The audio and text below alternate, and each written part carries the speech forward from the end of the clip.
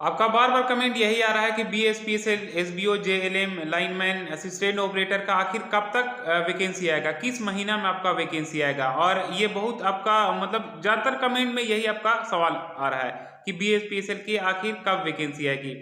तो देखिए, मैं आपको क्लियरली करके बता देना चाहता हूँ कि क्या कुछ है इस वैकेंसी के रिगार्डिंग, जितना मुझे पता है, क्योंकि मैं बहुत बड़ा महारत नहीं हूँ कि भाई वहाँ से मुझे कांटेक्ट है या वहाँ DM से या GM से ये कांटेक्ट है, ऐसा कुछ भी नहीं है। मैं एक सिंपल साधारण यूट्यूबर हूँ। जितना मुझे पता है, जो मैं जानता हूँ, वो मैं आपके साथ जानकारी शेयर करता हूँ। आपको समझ में आता है, अच्छा लगता है, आप हमारे चैनल से जुड़ते हैं और देखते हैं वीडियो। तो जो चीज़ भी है वो मैं अपने हिसाब से एक रिसर्च के अकॉर्डिंग मैं आपके साथ जानकारी शेयर करता हूँ। तो सबसे पहले आपका कमेंट यही जाता आ रहा है कि आखिर BSPCL की कब वैकेंसी आएगी, कौन सा महीना में आएगा। क्योंकि आपका हिंदुस्तान का पेपर कटिंग में वही आपका 10 जनवरी के दिन में निकाला गया था कि आपका 4000 पदों की पे भर्ती आने वाला है BSPSL में, SBO और आपका head lineman, lineman, junior lineman और फोरमैन का। ठीक है, तो इसी के रिगार्डिंग आपको आप तैयारी भी बहुत लोग कर रहे हैं और ये अच्छा भी बात है कि आप तैयारी स्टार्ट कर दिए हैं, क्योंकि आपका वैकेंसी तो आएगा ही, लेकिन कब आएगा सबसे बड़ा यही जानकारी आपको नहीं समझ में आ पा रहा है कि आखिर कब आएगा, कब से आपका ऑनलाइन आपका शुरू होगा, इसका ऑफिशियल नोटिस आखिर कब आएगा, यही मेनली आपका चल रहा है। तो देखिए, मैं आपको बता दूं कि ये जो है ना, ये इसका तो मैं आपको जवाब दे ही रहा हूं, क्योंकि ये कॉमन सा चीज है। आप समझ जाएंगे तो समझ जाएंगे और नहीं समझेंगे तो बार बार आप लिखते ही रहेंगे। और इसके साथ इसका तो रिप्लाई मैं देने ही वाला, इसके साथ और भी कमेंट एक था कि आपका रेलवे ALP टेक्नीशियन या BSPSL टेक्नीशियन कौन सा बेस्ट है, मतलब अच्छा कौन सा है। एक और भी कमेंट लिखे थे कि रेलवे ALP रेलवे या BSPSL टेक्नीशियन या आपका BSSC आपका ग्राम सचिव, जो मतलब कि 10+2 वाला बिहार में BSSC के तहत जो वैकेंसी निकला है वो। तो ये तीनों में से कौन सा बेस्ट है। तो ये हालांकि ये कुछ ठीक ठाक लग रहा है कि हाँ, कि ये बेस्ट, क्योंकि बेस्ट देखिए जॉब सभी बेस्ट होता है, लेकिन इसका जॉब प्रोफाइल सुनेंगे तो आपको उसके अकॉर्डिंग किस में आपका मन लगता है उसके हिसाब से आपको समझ में, हाँ मेरे लिए ये सही है, तो किसी को रेलवे के लिए सही है, तो किसी के लिए BSSC वाला सही है।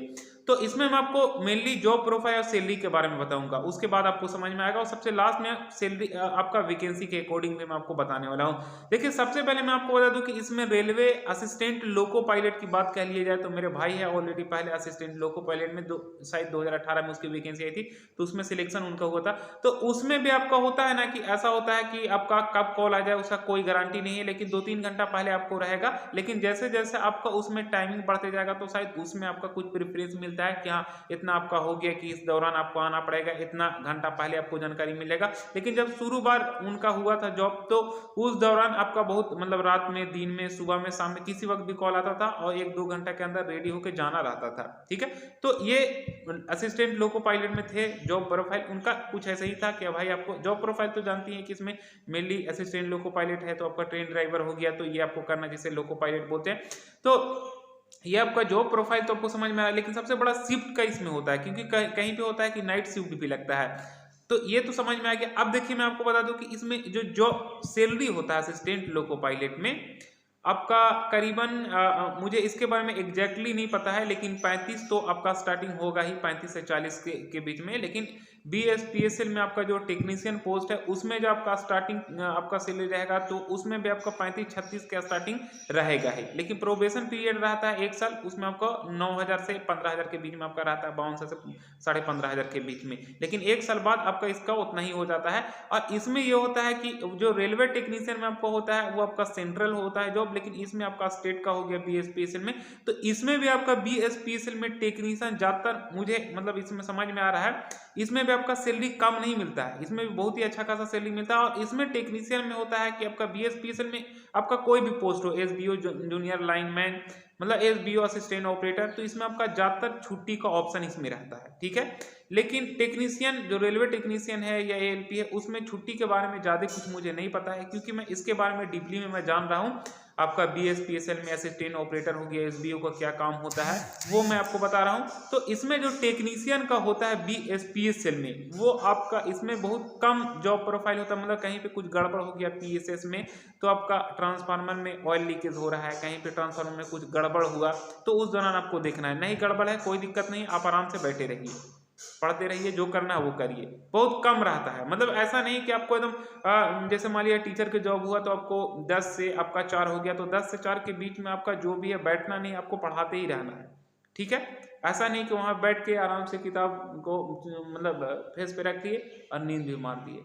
आप भूल जाइए, पहले जैसा नहीं है टीचर वाला तो ऐसे ही इसमें उसमें आपका 10 से 4 आपको पढ़ाना ही पड़ेगा, जो भी आपका थोड़ा बहुत इधर उधर। तो और अब अगर मान लीजिए क्लर्क का जॉब अगर आपका होता है बीएसएससी में, तो उसमें क्लर्क का भी आपका जो काम रहता है वो आपका करना ही पड़ेगा। लेकिन इसमें ये होता है कि टेक्नीशियन में भैया कि आपका जब काम हुआ, कहीं पे फोल्ड हुआ, तब उस दौरान जाके बनाना है। तो ये इसमें में थोड़ा समझ में आ रहा है कि हाँ ये ठीक है।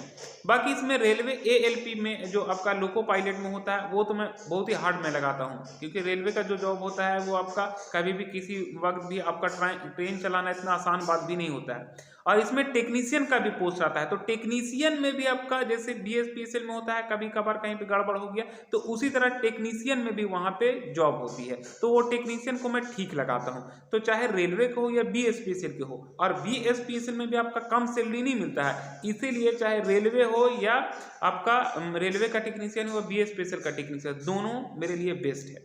लेकिन इसमें आपका बीएसपीएसएल में छुट्टी का मिल जाता है। इसमें अगर चाहिएगा कि मुझे घर जाना है तो आप आसानी से आ सकते हैं, यहाँ पे आप लगा के जो भी लेटर वगैरह, तो आप आसानी से इसमें छुट्टी मिल जाएगा। लेकिन ये है कि ये आपका स्टेट है, तो मुझे स्टेट और सेंट्रल से थोड़ी ना मतलब, हमको तो चाहिए सैलरी चाहिए। अगर स्टेट ही में हमें अधिक सैलरी मिल रहा है, सब कुछ आपका बेनिफिट मिल रहा है, तो उससे क्या दिक्कत है। तो ये अब आपको खुद समझ में आ गया होगा कि कौन सा बेस्ट है। मतलब लोको पायलट के आपको जॉब प्रोफाइल को समझ में आ गया होगा शिफ्ट कैसा रहता है। लेकिन टेक्नीशियन चाहे रेलवे में हो या बीएसपीसीएल में हो, वो आपको समझ में आ गया होगा कि ये दोनों सेम टू सेम रहता है। लेकिन इसमें भी आप समझेंगे कि यह स्टेट का जॉब है, बीएसपीसीएल में टेक्नीशियन का कम सैलरी मिल रहा होगा बीएसपीसीएल में, तो ये आप गलत सोच रहे हैं। इसमें आपका कम सैलरी नहीं मिलता है। असिस्टेंट ऑपरेटर का मतलब कि 2-3 साल 4 साल आपका हो जाएगा, तो उसमें 45-50 के आसपास आपका सैलरी मिलता है बीएसपीसीएल में। और 40-45 हज़ार आपका कम सैलरी नहीं है, अगर आपका मिलता है 2-3 साल के अंदर में मिलता है तो ये बीएसपीसीएल के अंदर इतना सैलरी मिलता ही है। तो ये मैं बीएसपीसीएल को भी मैं बेस्ट मानता हूँ। बाकी इसमें आपका हो गया बीएसएससी क्लर्क, तो ये आपका क्लर्क वाला जॉब हो गया। जो आपका ग्राम सचिव आपका जितना भी होता है वो ब्लॉक लेवल के ब्लॉक में आपका जॉब होता है। तो इसमें मुझे ज़्यादा कुछ जानकारी नहीं है, लेकिन वो होता है कि जितना भी मैं आपको बताया बीएसपीसीएल में आपका चाहे एसबीओ हो या जेएलएम हो या असिस्टेंट ऑपरेटर हो, आप ये मतलब जॉब में है वो डेंजर जोन में है। जो आप कार्यरत कर रहे हैं ये डेंजर जोन में कार्यरत कर रहे हैं। लेकिन आपका बीएसएससी में हो गया, बीएसएससी में आपका हो गया वहाँ पे आपका ब्लॉक लेवल पे, तो उस दौरान आपका वो डेंजर जोन नहीं रहेगा। आप अगर घर से मतलब कि आप जॉब के दौरान आ रहे हैं या रूम से, तो आपका उस वक्त एक्सीडेंट हो सकता है। ये तो आपका भाई हो गया कि आप जा रहे हैं उस दौरान हो जाए एक्सीडेंट, इसका कोई गारंटी नहीं है। लेकिन जब जहाँ पे आप जॉब लोकेशन में जाइएगा वहाँ पे तो कम उम्मीद रहेगा कि हमें कुछ हो सकता है। लेकिन यहाँ पे सबसे बड़ी बात यह है कि आप घर से अगर यहाँ आइएगा जॉब लोकेशन जहाँ पीएसएस में आप घर से आइएगा, तो उस दौरान भी तो आपका डर है कि आपका कभी भी कहीं पे एक्सीडेंट हो सकता है, एक्सीडेंट हो सकता है।